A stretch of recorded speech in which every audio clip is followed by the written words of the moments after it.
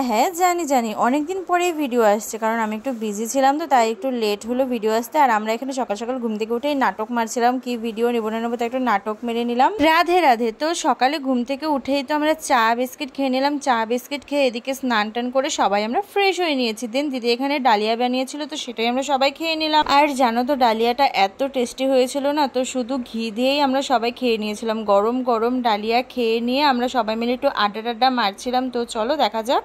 ব্যাস আমাদের স্নান টান করে ব্রেকফাস্ট করে এখন দিদি ভাই এখন আমরা লাঞ্চ করবো। আর দেখো আমি নেল পলিশ পরেছি নতুন, দুদিন পর আমি নেল পলিশ করি। আর হচ্ছে চলো দেখা যাক লাঞ্চে কি আছে।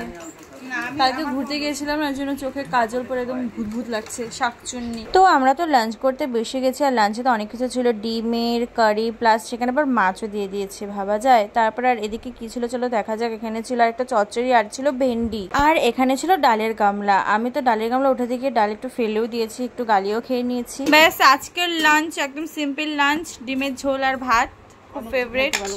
আর বাকি যা সব আছে ডাল শুক্তো ফুক্তো হ্যাগেরা বগেরা, এগুলো আমি খাই না।